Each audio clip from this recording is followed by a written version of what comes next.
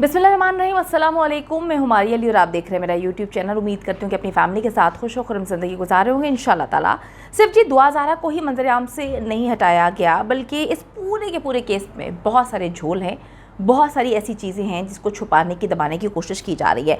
दुआ ज़ारा के साथ साथ ज़हीर अहमद भी गायब है, निकाह खां भी और असली निकाह नामा भी। असली निकाह नामा उस सूरत में अगर सच में कोई निकाह हुआ है तो ही कोई असली निकाह नामा सामने आएगा। जो निकाह नामा मंजर आम पर है, इस पर कोई स्टाम्प नहीं लगी हुई और ना ही वो कहीं पर भी किसी भी तरीके से रजिस्टर्ड है। तो साहब जी, अगर कोई निकाह नामा है तो कम से कम उसको तो सामने लाया जा सकता है।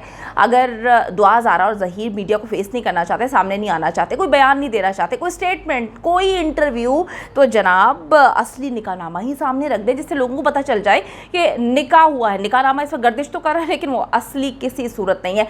पता असली है, वहाँ पे लोग जाते हैं, पता चलता है कि जी पहले कभी घर हुआ करता था। बहुत सारी चीज़ें, बहुत सारी प्रॉब्लम्स जो हैं इस केस में डे वन से सामने आ रही है। दुआ ज़ारा की तरफ से बहुत सारी चीज़ें जो हैं उसको जोड़ा तो जा रहा है कि दुआ ने ये कह दिया, दुआ ने वो कह दिया, लेकिन इसका सबूत कहाँ पर है? कोई पेश नहीं किया गया। और जिन साहब ने ये निकाह पढ़ाया है उन्हें किससे और किस चीज़ का पर्दा है वो तो सामने आ सकते हैं, लेकिन जी उनको भी पर्दा करवाया हुआ है, सबको पर्दा करा के घर में बिठाया हुआ है कि जब 14वीं का चांद कभी चढ़ाया जाएगा एक बार फिर तो उनको निकाला जाएगा। 2000 केस में जी हर गुजरते दिन के साथ बहुत सारी डेवलपमेंट हो रही है, बहुत सारी डेवलपमेंट सामने आ रही हैं और इसके साथ साथ नित नए किरदार भी सामने आना शुरू हो चुके हैं। हसीब नामी शख्स जिससे ज़हीर ने मदद मांगी, जो ज़हीर का कज़न बताया जा रहा है, अपने निकाह के लिए उसने मदद मांगी, अब वो भी मंजर आम पर आ चुका है। निकाह खां का भी एक इंटरव्यू मंजर आम पर आया था, इसमें उसने बड़ी अजीबोगरीब किस्म की बातें की थी, ऐसी बातें जो सुन के बंदा परेशान हो जाता है कि ये कैसी बातें हो रही हैं, ये कैसा केस है, इसमें किस किस की गलती है, कहाँ पर इन्वेस्टिगेशन सही अंदाज में नहीं हुई। तो निकाह खां ने भी बड़े चौंका देने वाले इंकशाफात किए हैं। अब इस गैंग ने लोगों की तवज्जो हटाने के लिए इसे शैतान का खेल भी करार देना है, इसे हवाई चीज़ों ने ये सब कुछ करवा दिया। जैसे कि आपको याद होगा दरिंदा ज़ाहिर जाफ़र कोई ये केस भूलने वाला थोड़ी है। नूर मुकद्दम को कत्ल करने के बाद अकेला वो वहाँ पर कमरे में मौजूद था, उसके बाद कहता है कि जी जंगल के रास्ते कोई जिन भूत आए।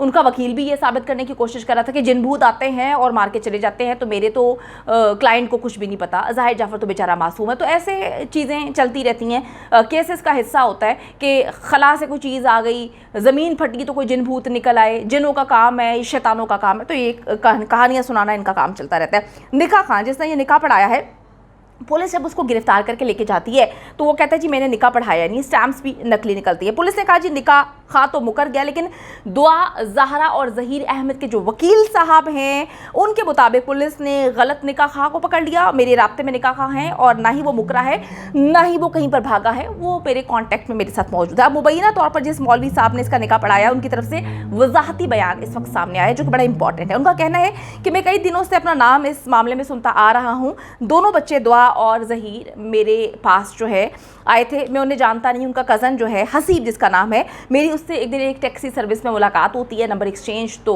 हो जाते हैं क्योंकि उन्होंने बताया था कि जी मैं इस तरह से मौलाना हूँ, मौलवी हूँ। फिर एक दिन कहते हैं कि जी हसीब की मुझे कॉल आती है कि मौलवी साहब एक निकाह पढ़ाना है। तो मैंने कहा ठीक है कोई मसला नहीं है, निकाह पढ़ा देते हैं। मौलवी साहब के मुताबिक मैं दुआ और ज़हीर को बिल्कुल भी नहीं जानता था। हसीब के ज़रिए दोनों बच्चे मेरे पास आए और फिर मैंने इनको जाना। तो वो कहते हैं कि जी बच्चा और बच्ची दोनों जब सामने आते हैं तो दोनों की उम्रें देखकर मेरा दिमाग जो है एकदम से खटकता है कि ये दोनों तो काफ़ी उम्र के छोटे हैं और ये निकाह पढ़ाना तो मेरे लिए काफ़ी गड़बड़ी का बाइस बन जाएगा, ये तो गड़बड़ है। कहते हैं जी मैंने उसी टाइम उस मामले को समझ लिया और बज़ाहिर ये मामला उस वक्त इतना आसान नहीं लग रहा था और अभी भी ये इतना आसान नहीं है। वो कहते हैं जी मैंने कहा कि बच्ची के वालिदैन को बुलाते हैं, मैं निकाह पढ़ा देता हूँ, मुझे कोई भी मसला नहीं है। बकौल मौलवी साहब के बच्ची के वालिदैन को उन्होंने बुलाया। ये कितनी अजीब व गरीब बात है कि जी वालिदैन कराची में थे, किसी को पता नहीं कि हमारी बच्ची जो है सिंध से पंजाब पहुंच जाती है, लेकिन जब मौलाना साहब कहते हैं कि जी मैं बच्ची के वालिदैन को बुलाता हूं तो वो वालिदैन जो है वो आ जाते हैं, लेकिन बच्ची की शक्ल और बच्ची के ख़दो खाल को मैं देखता हूं, उसकी माँ और बाप से वो मिलते नहीं है। तो मैं फिर जो है परेशानी में मुब्तला होता हूँ कि ये कौन से लोग हैं। डेफिनेटली शक्लें आपको पता मुख्तलिफ होती हैं, ऐसे तो मुँह उठा के किसी के माँ बाप को किसी के साथ नहीं जोड़ दिया जाता ना, काफ़ी चीज़ों में चेंजेस आ जाती हैं। अच्छा जी, तो अब फाइनली मैं आपको बताती चलूँ कि वो कहते हैं कि मैंने सारी चीज़ों को देखा, मुझे इस मामले में काफ़ी खटाई नज़र आई और मुझे अजीबोगरीब चीज़ें लगना शुरू हुई। تو ڈیفینیٹلی جی اس گینگ کے لیے یہ کون سی مشکل چیز ہے کہ وہ والدین کو کہیں سے بھی پیدا کرتے ہیں. انہوں نے تو پتہ نہیں کیا کیا کچھ پیدا کر لیا, کون کون سی چیزیں لے کر آ گئے.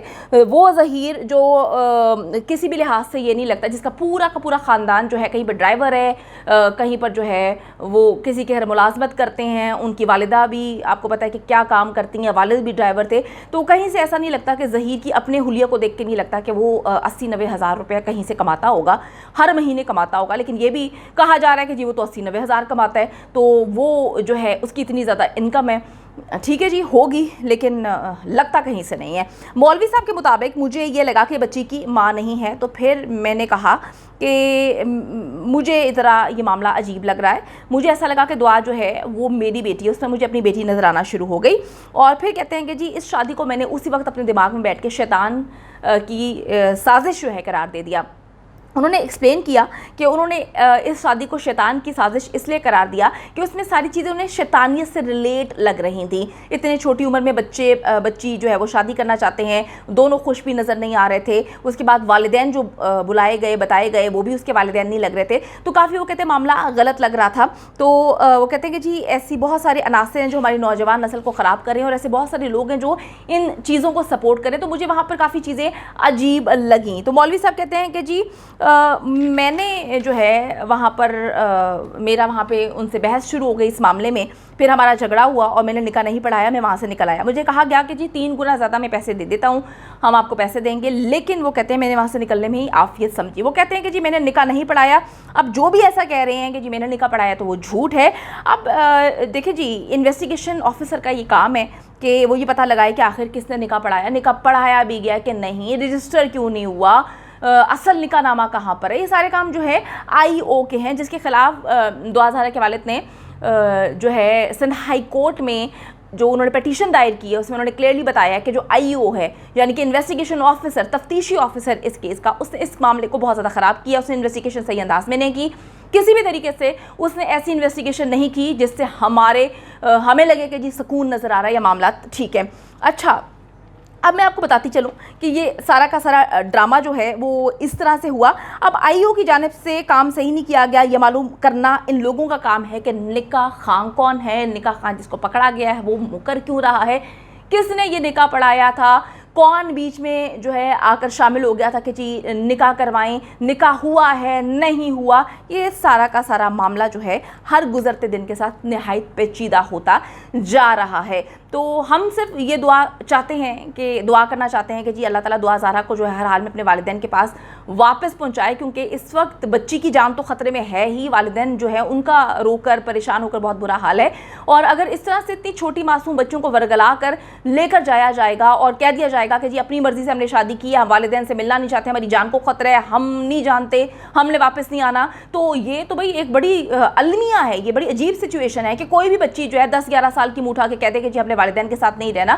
بچے اتنے چھوٹے ہوتے ہیں آج کل کے دور میں, آپ دیکھیں کون سا اتنا چھوٹا بچہ جو ہے وہ شادی کرتا ہے, کسی کا دماغ بھی نہیں جاتا کہ جی ہم نے اس عمر میں شادی کرنی. 14 سال تو کوئی عمر ہی نہیں ہوتی شادی کرنے کی.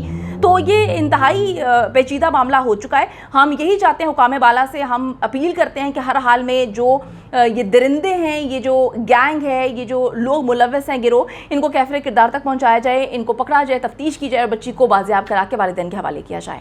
امید کرتی ہوں کہ ویڈیو پسند آئی ہے. کامنٹ سیکشن میں جا کے جلدی سے اپنی رائے کا اظہار کریں, ویڈیو کو زیادہ سے زیادہ شیئر کریں, میرے چینل کو سبسکرائب کریں. اور پاکستان ایک خوبصورت ملک ہے, اس خوبصورت ملک کے حوالے سے میں نے ایک چینل بنایا ہے, اس کو پن کر دیا ہے لیو لائک ماریا, جلدی سے جا کے اس کو بھی سبسکرائب کر لیں.